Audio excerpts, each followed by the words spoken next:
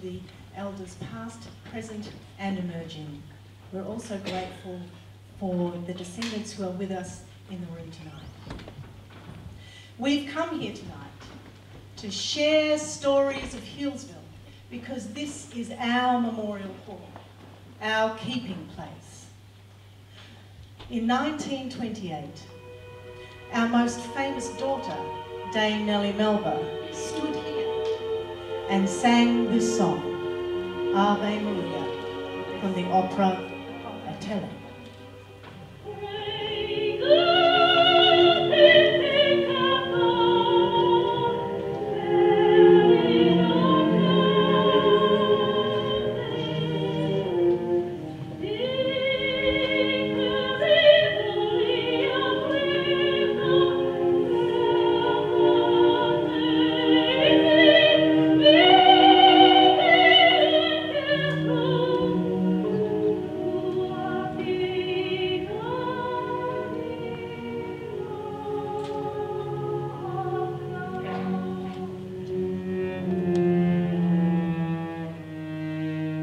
Generations we have gathered here for movies, for plays, for dances, for weddings. We have sought shelter here in times of fire. We have debated the great political issues of our time. 7 years ago, the memo blossomed into this. And two of the champions of that transformation are Brian Luscombe and Nan Francis.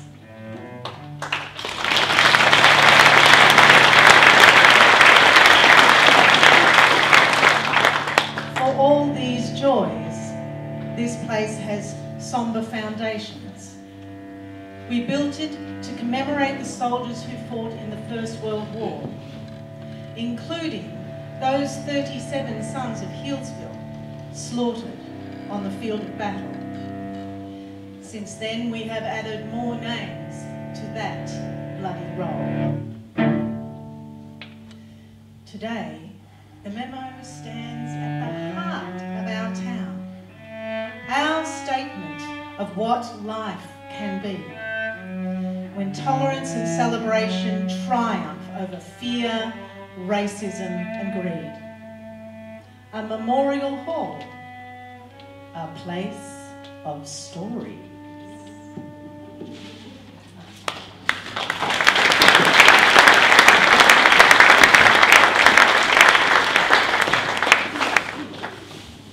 This is a conversation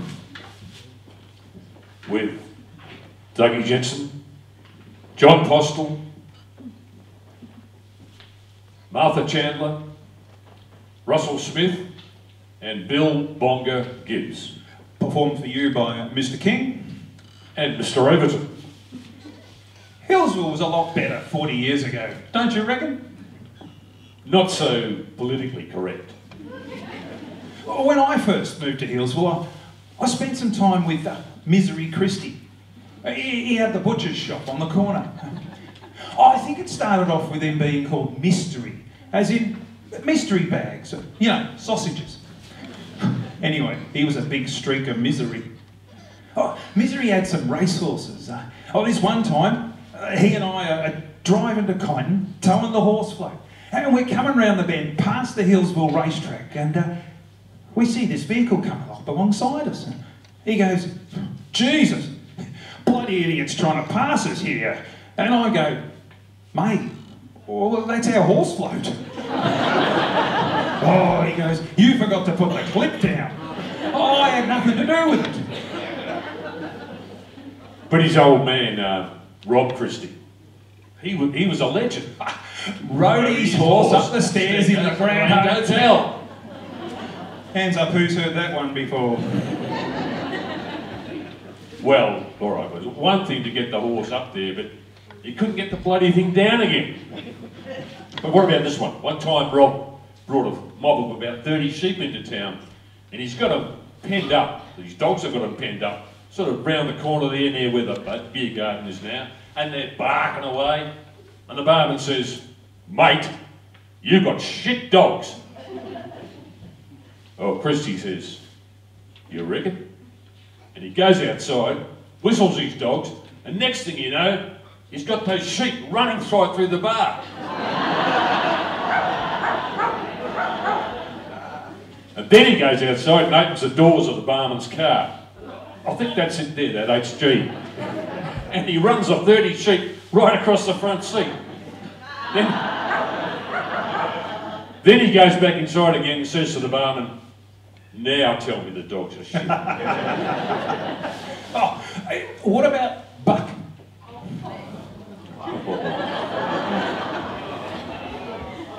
He was a dill. He had no forward gears in his car and he drove everywhere in reverse. Well, we'd be in the bar and we'd look out the window and we'd see him going 30 miles an hour with the traffic, backwards. What about Dinny Booth? Died on the billiard table at the Grand Hotel. Brody looks over and he sees Dinny kind of leaning forward on top of his billiard stick and he says, "Is he dead?" And Titter says, "Well, he's either dead or my watch has stopped." And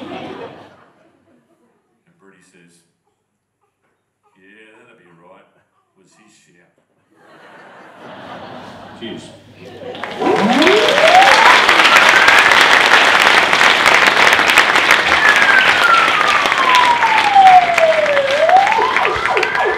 G'day, I'm Graham Bates. I grew up in Hillsville on a dairy farm, and I'm also the captain of the Hillsville Fire Brigade. On Black Saturday 2009, I was sitting up at the fire station with a broken leg, and it was all in a cast. On that day, my role was planning and coordinating all the fire trucks. So what happened was the wind change come, and we know what the fire was like. And that wind change took the fire to Narberthong and Marysville. And that fire, what happened to them, could have happened to us here. This is a souvenir I picked up. We went to a car fire. Heat, danger, everything else. This is mean this running down the road. That's how hot it was burning. This country we live in, it's designed to burn. I don't mind you living in the bush, that's your choice. But don't clear the bush. You don't complain when your house burns down. Expect it to burn down. Build safe, and if the fire's coming, make sure you leave early. We're all volunteers in the CFA. We have got lots of friends. We do lots of things. We go to the schools, we do Santa runs, we go to the preschools and let the kids climb all over the fire truck. We do it as a community service and it just makes us feel good. It's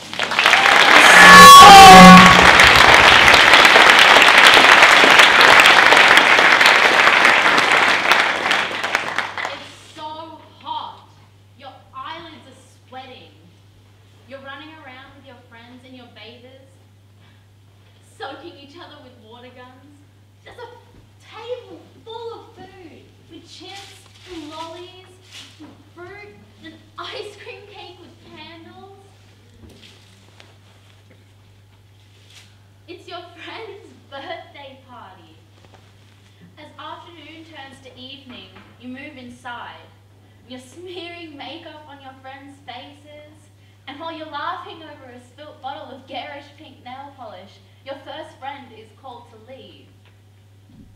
This was supposed to be a sleepover. Your friend whose house you're in, her dad is up on the roof with the hose? Why is he doing that? There's only 4 of you left now, and one of them is your sister. Your own dad is at the door. He says, "Harry will be coming with you? Her parents are already at your house." As you speed down the back roads, your dad seems different. he skids around the corner, and the whole side of the mountain is covered in fire, like an orange tongue licking an ice cream, a bright shining rose blooming from the dead trees of the mountainside. The world is burning. There's a screen next to you. Harriet. Your dad takes the next corner too fast, and it's then that you understand what you're looking at. That is where Harriet lives. You're at your grandparents' now, in the city, far from the bush. Your parents have gone back home to help fight the fires. Your grandparents are watching the news while you play with the doll you brought. But even the nest of blonde hair in desperate need of a brush can't distract you from overhearing it all. They call sometimes, your parents. Everything will be okay, they say. The fire is far away. But as soon as they hang up the phone, they could be dead. Other people have already died. Why would they be any different? Now, here you are, your tiny desk with the little scratchings around the edges, same as they were before the fires. So many things are still the same. Your house, your friends, your family, your dog, and your school. Flames engulfed the mountain. You were watching people die, and you thought it was pretty.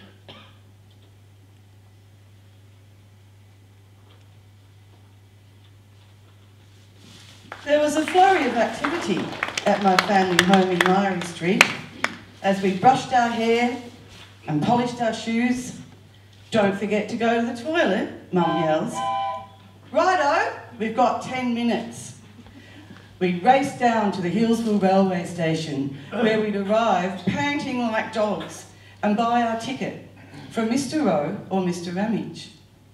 My family didn't own a car or a phone or a TV, so the train was our main connection to the outside world. Alone time with my mum was really scarce because she was often sick or absent, and I was the 9th of her 10 children. But I relish our train trip memories. When I was 3 years old, the train took my family down to the Healesville RSL Christmas party at the Melbourne Zoo. What an adventure.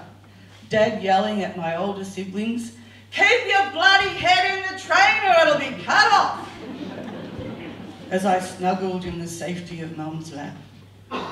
When I was 7 years old, Mum took me on the train down to Melbourne to Myer to buy my first Holy Communion outfit. I had Mum all to myself. That white veil, white dress, long white socks with frills were cherished items. After I wore them, they were posted off up to New South Wales for my niece to wear for her first Holy Communion. Then back down to Healesville for my little sister to wear for her first Holy Communion. Then back up again to New South Wales for my younger niece's first Holy Communion. By the time I was 9 years old, my little sister and I were regular travellers. We'd go down the line all by ourselves to visit our sister Jelly in Richmond. Train trips were a welcome distraction from our often chaotic and confusing family times when we were affected by our dad's post-traumatic stress disorder from the war. Dad was nicknamed Tojo by his army mates because they reckon he looked like the Japanese army general because of his dark hair, dark skin, slight build and round glasses. He was actually mistaken as a Japanese soldier by one of his battalion members who shot at him. Luckily, the bullet went straight through Dad's hat, which immediately became a prized possession amongst his battalion. Hillsville locals would refer to any of us Nolan kids as "one of Tojo's mob." I'd be warmly greeted with, "G'day, little Toj." The train was a great escape, but I was always glad when the old blue diesel brought me back home to my town, Hillsville.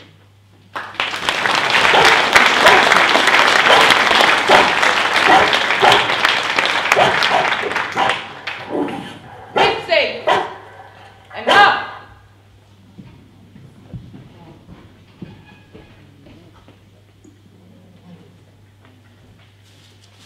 Hello, my name's Leslie Porter, and this is my story to the good life. I was born in Saudi Arabia, in Aden, Saudi Arabia, to Dutch, English, Irish parents. When I was 8 months old, we moved back to England. When I was 3, my mother and father divorced, and my father remarried. When I was 5 years old, we were coming home, all of us in a little mini minor panel van. My brother, my father, 2 stepsisters and 1 stepbrother.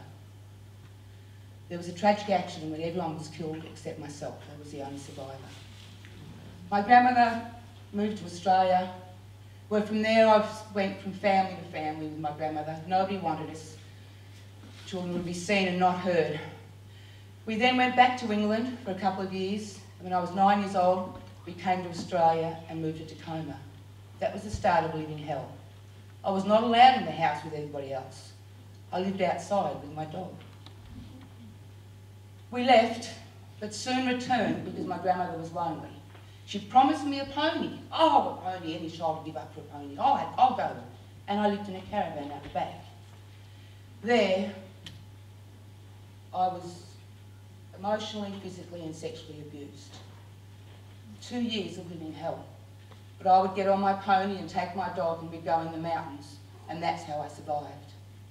When I was 11 years old, we moved to Hillsville. The first time in my life we weren't living with aunties and uncles that didn't want me. My grandmother was very sick and she went to the local doctor, Dr. Schroeder. We all know Dr. Schroeder. And he sent me, she told a story about me and my pony being put down, and he sent me to the Mount Riddle Riding School and Holiday Farm. I got on my little push bike and off I went all my 11 years, all the way to Donnelly's Weir. Well, that's miles away, isn't it? Knocked on the door, "Come on." "No, lady, all that way you've got to go there, little girl." And off I went to the Tip Road, Mount Riddle Riding School. There were stairs, big stairs. It was an old boarding school type thing. And up I climbed those stairs and my stomach was going and I was starting to feel sicker and sicker. And I knocked on the door and opened the door and there's Josie Symes, "Hello!" in a pink and purple jumpsuit. Well, I burst into tears, didn't I? Oh, and told her my terrible story of my pony being put down, and I'd do anything for a ride on a horse. "Come back tomorrow and pick up who? All day and you get a ride." And so I did. I'd do anything for a horse, I tell you. And off I went. Every day I went to that place. It changed my life. There were kids like me there. Kids that they went from boarding school to the holiday farm. And there are animals at the base of Mount Riddle. We rode, we laughed, and for the first time in my life, I was liked and I belonged. I met my sister there and I met my husband-to-be. I got married, I had 2 kids, and things ticked along for a while as they do in your mid-30s, but then divorce came my way. What do you do now? I had 2 beautiful children, but I decided to start a self-sustainable farm. In the back of my mind, there was always that memory of the riding school. And I always wanted to start a healing place for youth at risk. And so in 2005, I opened the doors of the Good Life Farm. I've been running the program for 14 years. We run life and social skill programs for youth at risk using animal-based therapy. And this is our Mitzi Moo. She's one of my many animals. She likes bad boys and fast cars, I tell you, kids.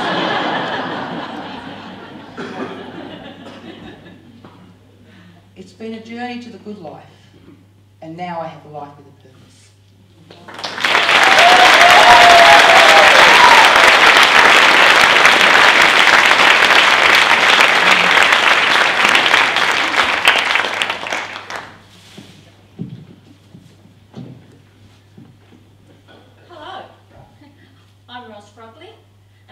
descendant of some of the original residents of Corranderk. The reserve was established in 1863 by the Victorian Aboriginal Protection Board. The people who were taken there were the remnants of the decimated Aboriginal people of central Victoria, the Wurundjeri, the Taungurung, the Bunurong and others. The first houses were made from bark and later from timber. John Green was the first superintendent. The bricks for his house were made by Aboriginals on the station, and it's the only building that remains there today. This is Dr. Billy and Sarah. They're my great-great-grandparents. They belong to the Taungurung clan from the Goulburn area near Yea. Their real names are Barrett and Quirk. Here is Sarah with her children, including my great-grandmother, Zipporah, or always known as Zippy. This is Zippy on the left with her brother, Samson, and his family. And this is my great-grandfather, Thomas Harris. He was an Englishman from Somerset, and he worked alongside John Green and the residents, and as overseer of the farm and the hop gardens at Corranderk for 21 years. Tom and Zippy were married on the station in 1882. By the mid-1870s, Corranderk was a large village. The residents grew crops of wheat, hops and vegetables, all for sale. It was a thriving concern. These are the hop kilns. But in 1866, the government introduced a racist half-caste law which said that no person of mixed descent under the age of 34 could live on a reserve. That meant most able-bodied workers had to leave the station. With no workers, the station began to fail. That gave the government an excuse to close the reserve in 1924 and sell the land. The Aborigines got nothing. Just 6 elderly residents were given permission to stay in their cottages on 50 acres. Here is my great-grandmother Zippy with 2 of her daughters. She probably made the handbag and the lace collar. The women on the reserve made and sold items like this. My grandmother Rose and my dad Bill. Nana Rose was the 4th of Tom and Zippy's 8 children. She married Robert Jenkins, but sadly he was killed in World War I in France. My dad Bill was born in a slab hut in Badger Creek. When he was a boy, the family lived on a diet of mutton flaps, rabbit stew, bread and dripping. He spent a lot of time at Corranderk, hunting, fishing and learning the bush skills from the old people there. When he was 17, he went to work in the bush felling trees. In his younger days, my dad was a larrikin and a hard drinker until he met my beautiful mum, May Kennedy. And here's me on my wedding day, 50 years ago, when I married John Frogley. And so the story of Corranderk lives on.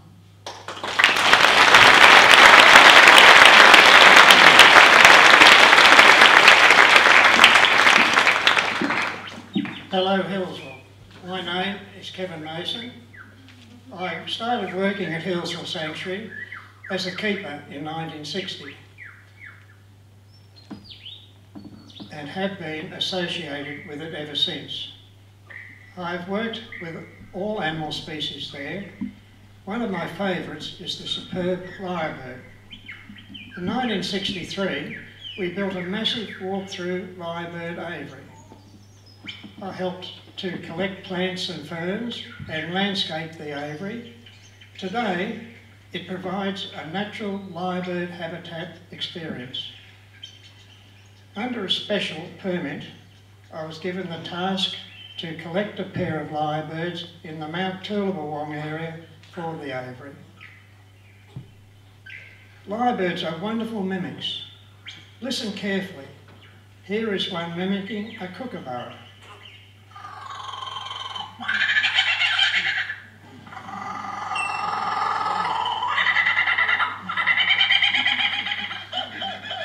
Camera shutters.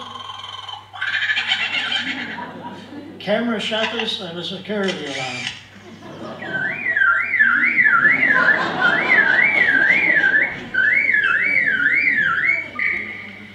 In winter, the female builds a nest, incubates one egg over 6 weeks and raises the chick. These birds bred in 1967, a first in captivity. Learning lyrebird habits and behaviour was ongoing. On one occasion, the female was building a nest.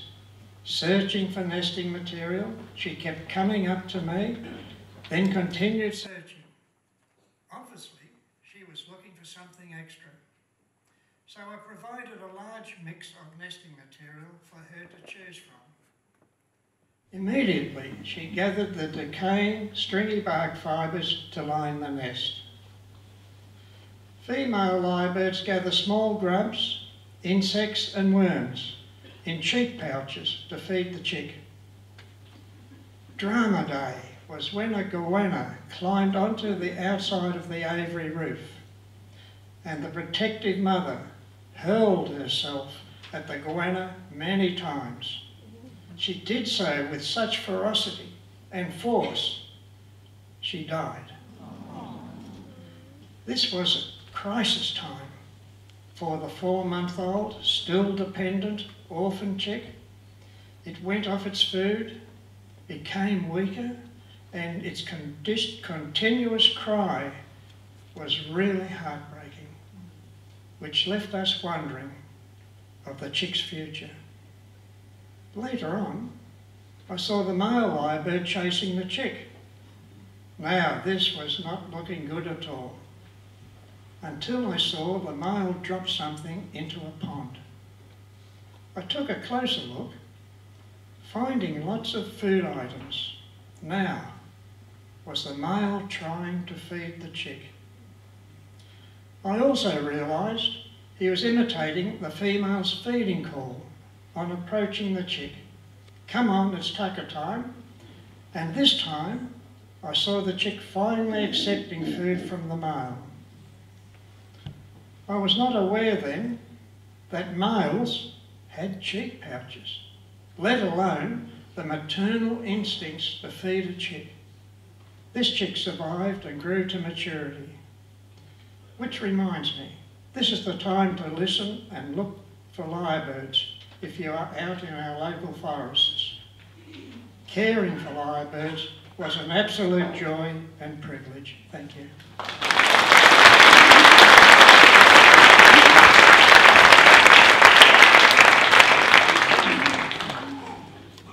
When my husband Michael walked in the door one night back in 1995 and announced that he'd been offered the directorship of Healesville Sanctuary, I was flabbergasted.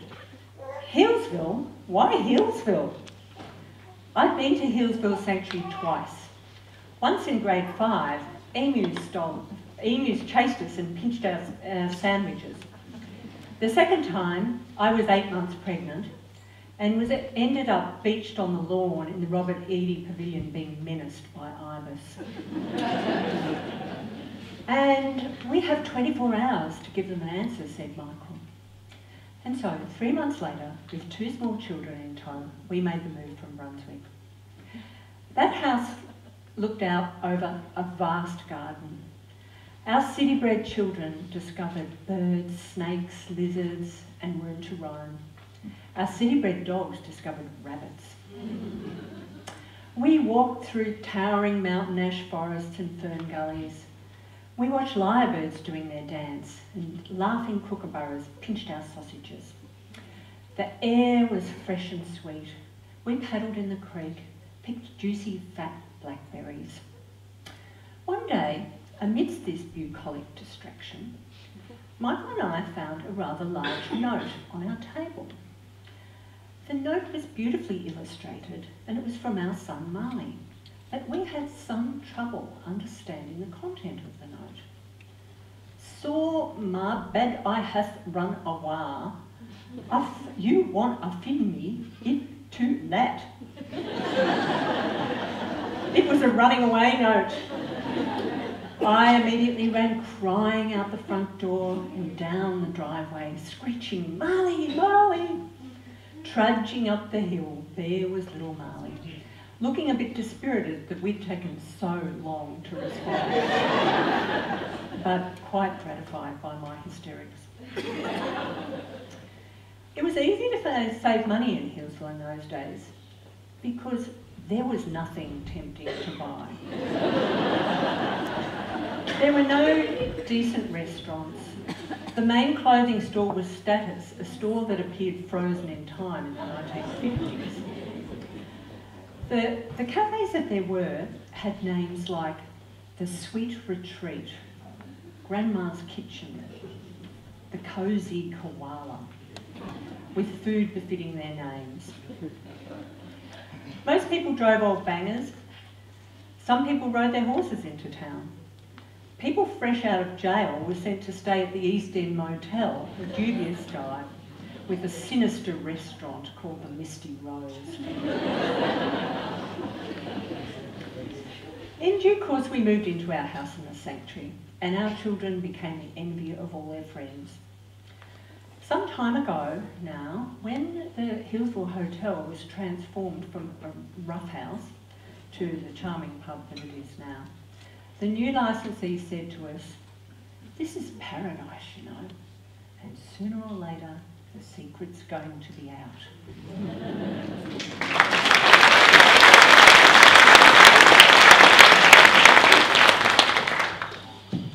Circles everywhere. A luminous moon shone through the dead still branches of the big old chestnut tree. They drew me to be outside as the wild waves rolled in my ready womb. I was loving the opportunity to be my wildest self. So, under a full moon I laboured, and as word got around Murra that birth was imminent, I was aware of a campfire up on the hill.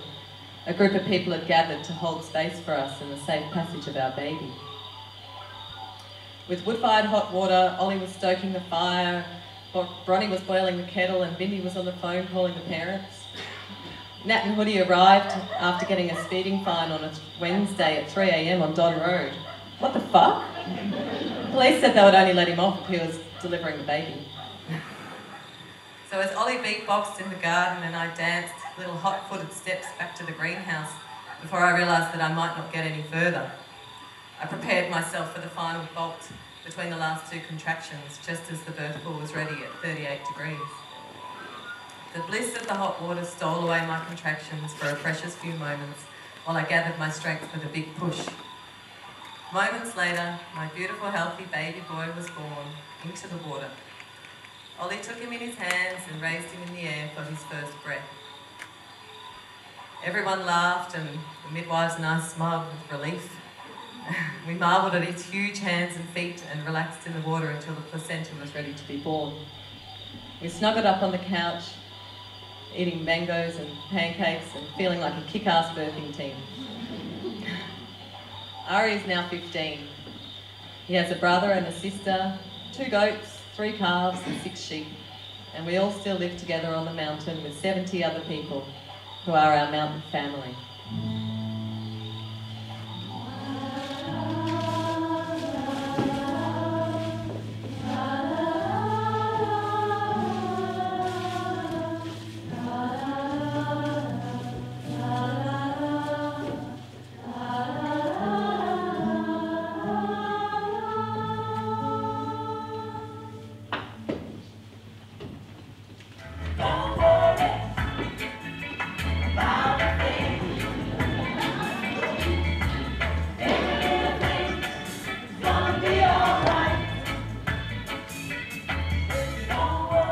My name is Ovan.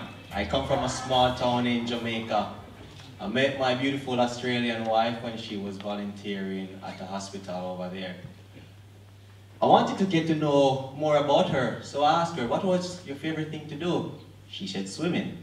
Ah, that was easy because I worked close to a beach. So I took her to this beautiful beach and she enjoyed it. But there was one big problem. I couldn't swim.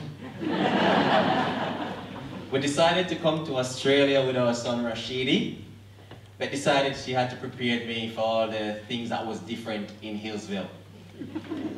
One day she saw me shivering because the temperature dropped down to 24 degrees. She said to me, Alvan, I don't know how you're gonna cope with being in Hillsville because it gets very cold. I was offended. I said to her, I've been cold before. I had to wear socks. I have to admit though, I have an obsession with socks. It so happened that our first weekend in Hillsville, the bank had a celebration. There was such a sizzle, lolly bags, and gifts for all the kids. I was thinking, what is this place? You know, people giving away food on the street. Everybody is so generous. Rashidi saw a toy at the window and asked, can I have it? Beth said, no, you already had enough today. But this lady saw him and said, I want to buy you this toy. She went inside the store, she bought it and gave it to him. He was so happy. That lady was Irene Passy.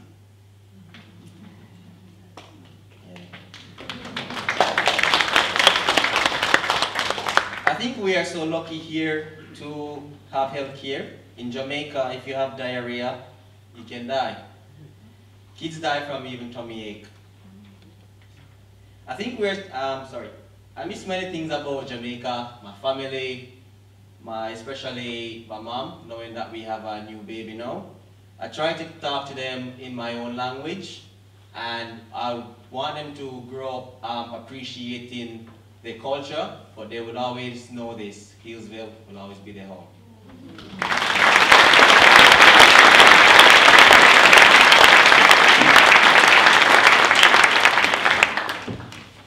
Good evening. My name is Bryn Jones, and among other things, I've written a history of Hillsville's guest houses. Hillsville in the 1920s boasted 75 guest houses. They catered for all pockets and all tastes. Actor Graham Blundell, then a boy from a working class family from Reservoir, recalls the very pleasant atmosphere of the very modest guest house his family stayed at. At the other end of the scale, Dame Nellie Melba used to stay at the very posh Graysdale House. On one occasion, arriving from Europe in her French car with her French maid, she was taken aback by the dinner gong sounding at 6 p.m. How ridiculously early. No one on the continent dines before 8 o'clock. Such was her influence that during the rest of her stay, all the guests dined at the time that suited her. Graysdale House, the epitome of elegance, good taste, and wealth, the mecca for the socially elite of Victoria. Seward.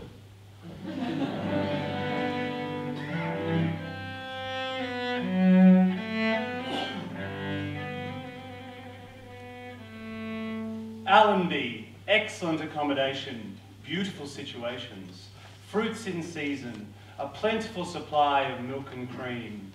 Seward.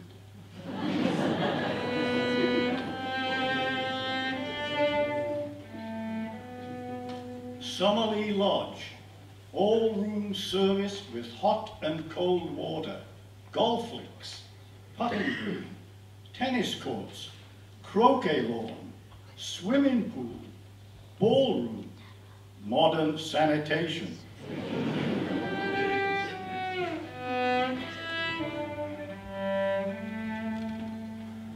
2 miles along Myers Creek Road is Woodstock, Mrs. Christmas has room for 100 guests. At holiday time, Woodstock is a town unto itself, with fun for everyone. What a gay crowd 100 holiday makers make.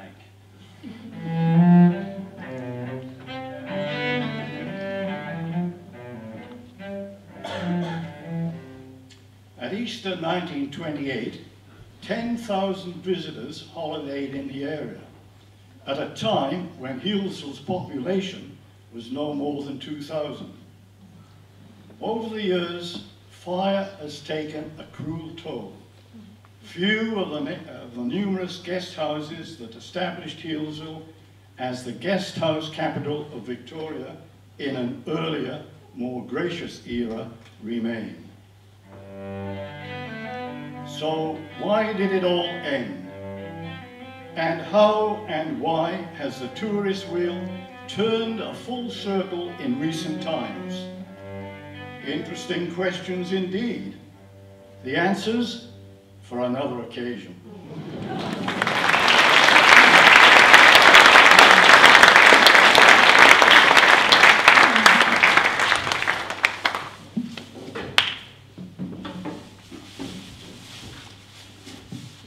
Hello, I'm Michael Beach. I'm Glenda Tobias, and this is a conversation that I recorded with Alf Rice and Kim Stewart.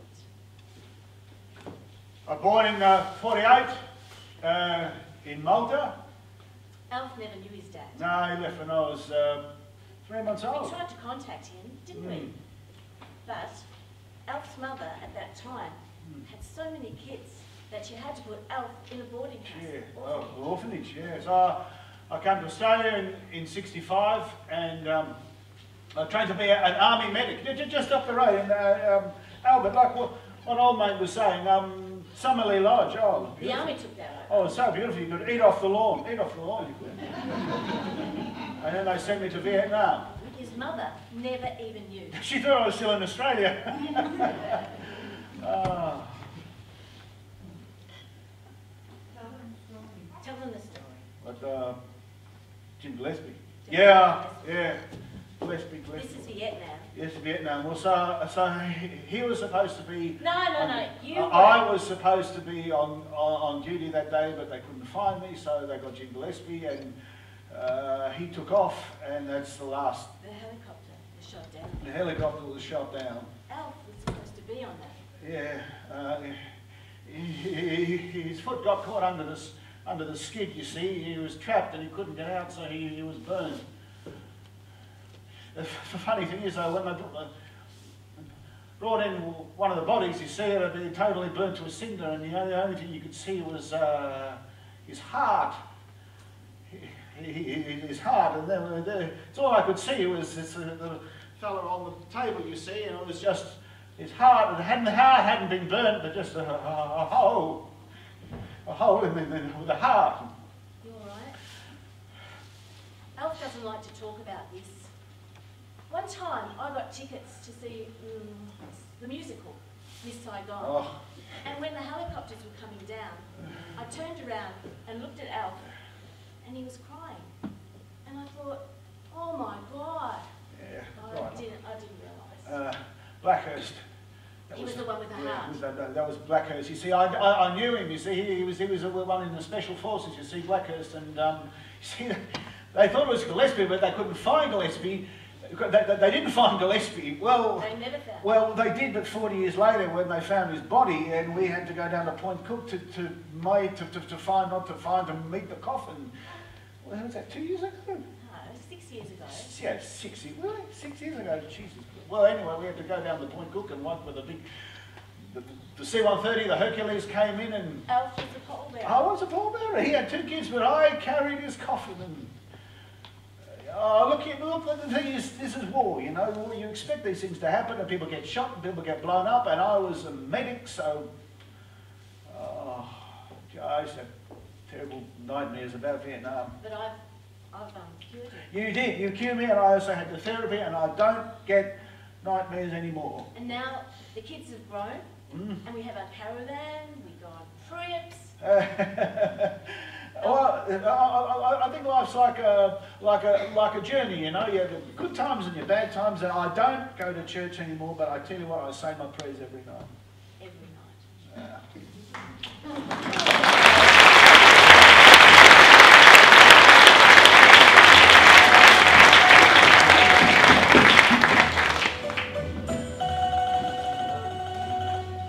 You may remember my mum, Poppy. She owned Poppy's Thai restaurant.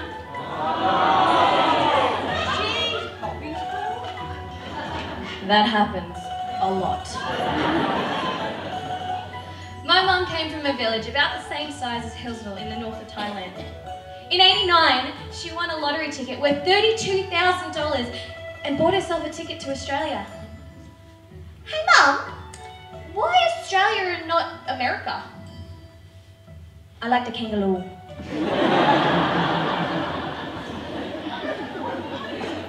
My dad is a 5th generation Aussie who grew up on a 400,000 acre farm in North Victoria, and I was born and raised Australian.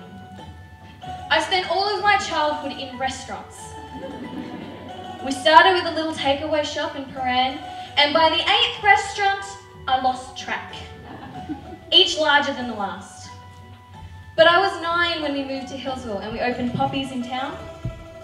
We lived right next door, the house with the 2 giant Chinese lions are on Maroondah Highway.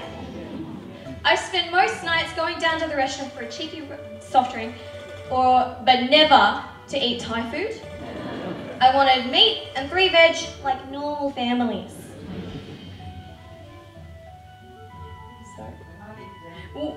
When I lived in the city, I never noticed that I looked different. There were lots of kids that looked like me, who were bilingual, some multilingual. But moving to Hillsville was a culture shock. At Hillsville Primary School, a kid backed me up into a wall and asked me, "Are you Chinese or Japanese?" I said, "I'm half Thai and half Australian," and I left it. When I told my dad that night, he asked me if I was proud of who I was.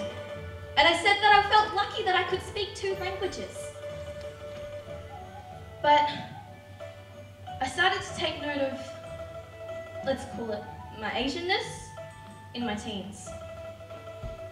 Everywhere I felt like people were asking me, "But where are you really from?" Oh my God! I know! I look different. One time at the restaurant, "Poppy's Thai, how can I help you?" The lady starts to take her order and notices my accent and says, "Are you even Thai?" "I'm half. I grew up here." She comes in and collects her order and looks at me and goes, "Ah, you are Thai." Like, what does that mean, lady? So, you can see why I felt like an outsider, never quite fitting in. But, the world has moved on, and Australians like me aren't as exotic as we once were. I grew up here. I work here. I met my fiancé here. Despite everything, this town keeps drawing me.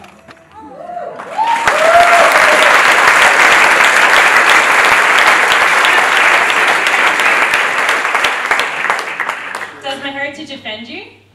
Does it leave a bad taste in your mouth? Putrid, like the colour of my ancestors' skin, that seemed so wrong you had to make it right. Or did you have to make it white? But making us white didn't change our blood, and our blood bleeds into this earth and pumps throughout this land, filling life itself. My blood is as old as time, with culture at my core, shed in songlines that bind us all as brother, sister, aunt, uncle, cuz, family. My people are resilient, fierce, courageous, powerful, and still here. We're still here. I'm still here. Even after you try to destroy us, even after you fought so hard to eradicate us from this land, it was as if we were the weeds and you were the flowers being so viciously strangled. What a twisted way to see the world. being so afraid of colour that you only see in black and white. And so the narrative goes that white is right and white is fine in your mind, but black is slack, so we must slack, and that's a fact. Let me tell you, behind these eyes lies someone who refuses to hide anymore. And yes, I'm sure I'm so much stronger than before. With culture at my core and my mob on the shore will break down the doors that define us and the stereotypes that were constructed to confine us. And while I may be fair and have red hair, that does not make it okay for you to throw shade at the way I was made and question me when I say, hey, I'm Aboriginal. Because we come in all shades, and yes, sometimes our skin fades as we celebrate the next generation of babes. But identity doesn't live within pigment, so the pigment of our skin should not define us. I'll say that again. The pigment of our skin should not define us. Because thinking that way had my mum stolen away. See, my nan was too dark to have half-caste kids in her care, and that was enough to say, no way, they shouldn't be there. So they were ripped from her arms and placed into true harm at the hands of a horrible man called Stan. So let's end this here and now. Because my soul is a kaleidoscope made up of all the lives I've lived and people I've loved. It's a rainbow bursting with all the beautiful colours of my ancestors' skin and humming with their songs sung over thousands of years. It is rich and full, wild and free. Just you wait and see all the things that I'll be. Because I'm me, and you are you, and what you choose lies on you.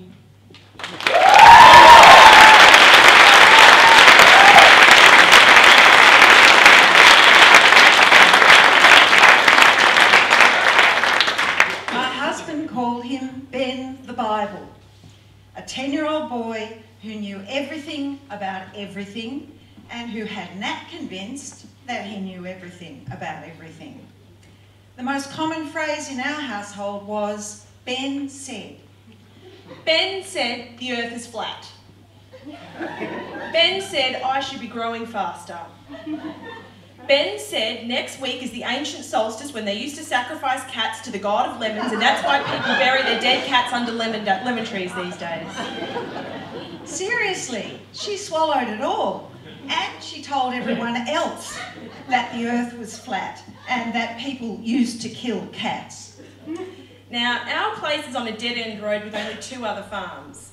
Ben's house was on the top of the hill, the weird neighbours lived in the middle, and we were down the bottom.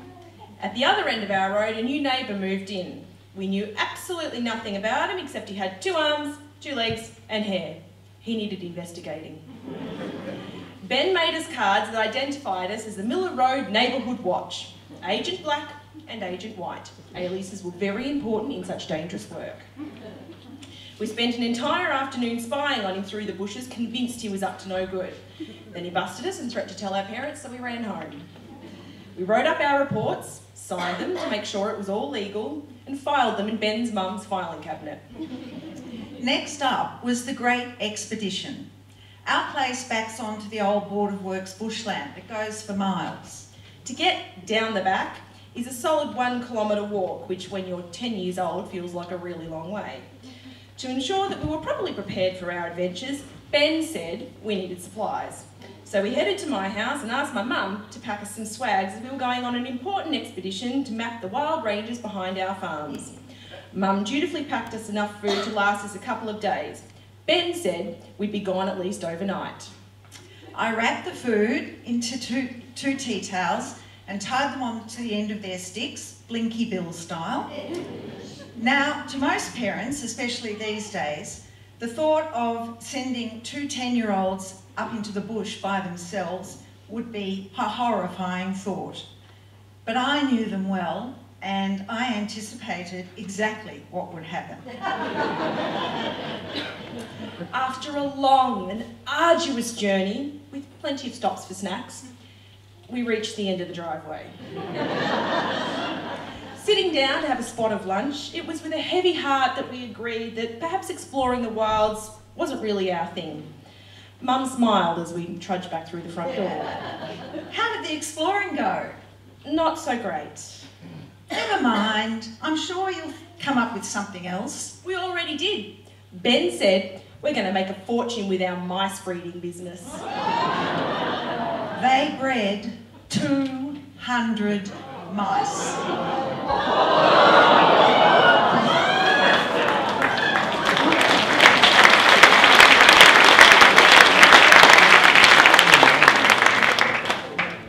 This bottle is very special to me. It contained a soft drink manufactured by my family's company, HCP, which was founded in 1947, the year I was born. I'm John Frogley.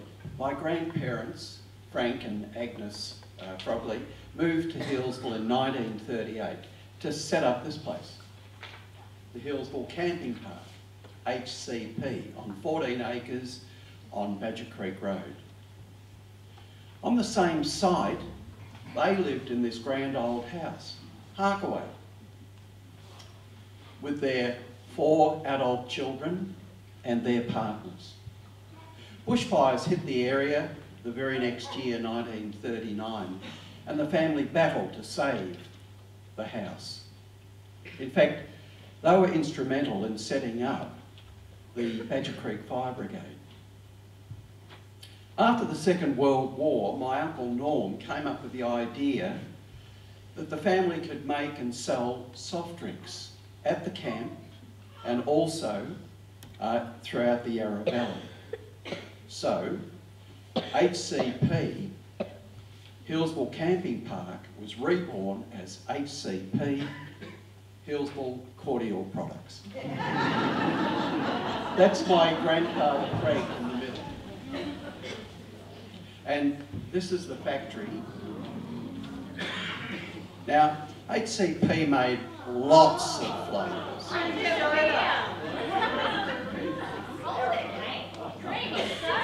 Soda water of flavour. Portello was devastating. If you spilled it onto your Laminex bench top, it was there forever. Now, as a teenager, I could earn pocket money sorting bottles or working as a truck jockey on the delivery rounds, but that was during the holidays. The company grew by collaborating with 4 other country soft drink manufacturers to form the Totem Group. Now, this is my dad, Bill, with the first case of Totem bottles. At the end of each year, our customers looked forward to the launch of next year's calendar, which got more risque as the years went by. That's the calendar for 1968. And in 1961, we got the franchise to make the international brand 7-Up. It was popular with all ages.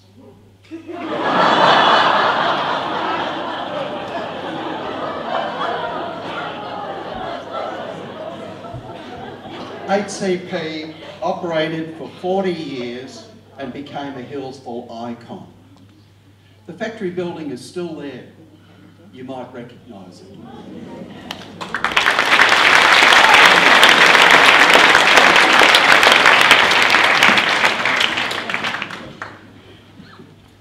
Around 1990, I was living in a caravan on a block of land in a quiet street in Healesville while I built my house.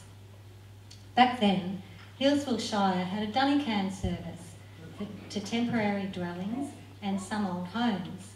The truck came once a week to change the can.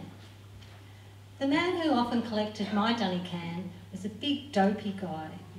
I don't know his name, let's just call him Dopey Dan. He was fairly young and big and strong, and he could easily carry a full can on his shoulder. One day, I went into the shed to the dunny and sat on the familiar seat. But things felt very strange. There was only thin air beneath me. The dunny can had gone. I looked for it everywhere, but there was no dunny can to be found. How puzzling. Why would they take it away? So I went to the Shire offices to find out. Roland Watson, the health officer, came to the front desk. A gentle and polite man. He didn't know why they'd taken my dunny can. There's no rush, I said. I can just use a bucket and bury it in the garden for now. But oh no, this was a public health issue and must be fixed today. Well, that evening, I went to visit my friend. Her husband, Glenn, came home from his job at the Shire Works Department and he said, I know what happened to you today. They took your dunny. How do you know? They were all talking about it at work. Dopey Dan did it. Took your can and didn't put in a new one. But why would he do that? Because he wanted to. Because you're a witch. That's what they reckon.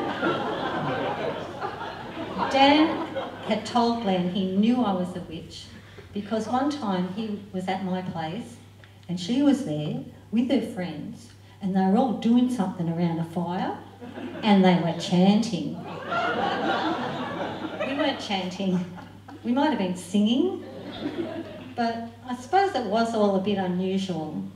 I lived in a little plywood bubble caravan under a flat roof with a funny looking wooden shed. There was a homemade flag flying and I grew herbs. Further back on the block, my octagonal house was taking shape and people would slowly drive past and stare, or they'd drop in and talk about it. Now I come to think of it, some of them did ask if it was a temple. Well, the kids in my street often used to come and play, so I asked them about all this, and they said, yeah, you're the witch of Hasford Street.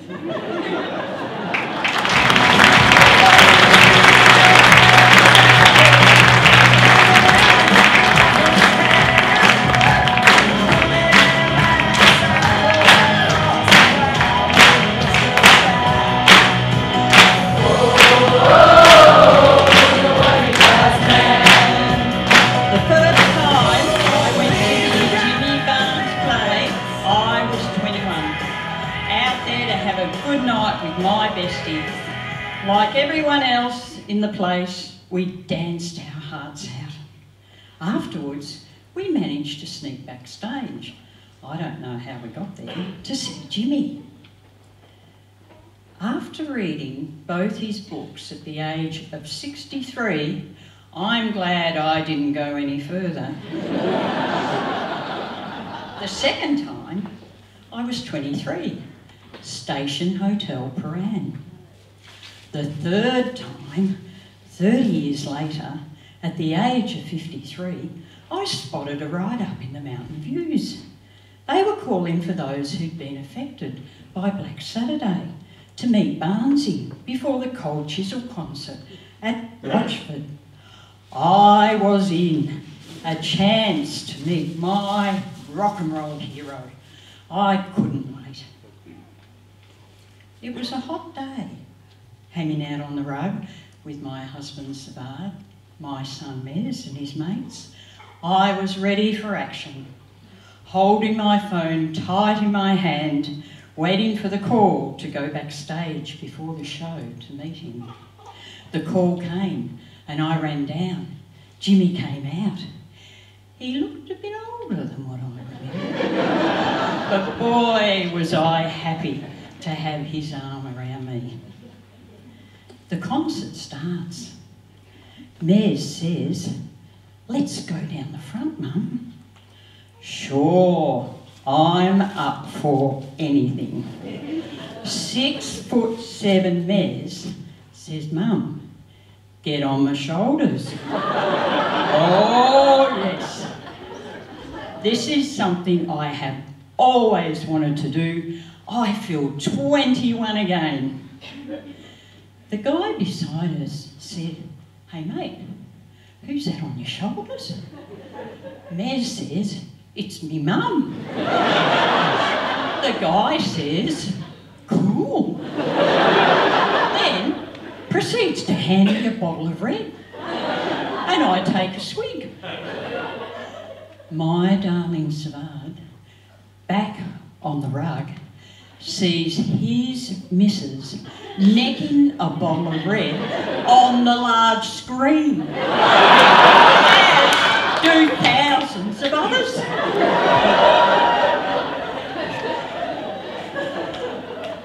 I scream for more as the final encore comes to an end.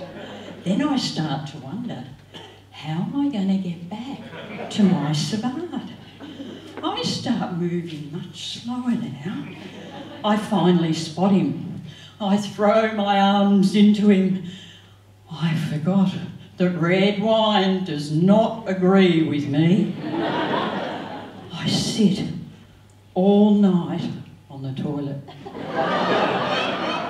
sometimes on the floor, and I repeat, fuck, never again, fuck, never again. But you know, it was one of the best nights of my life.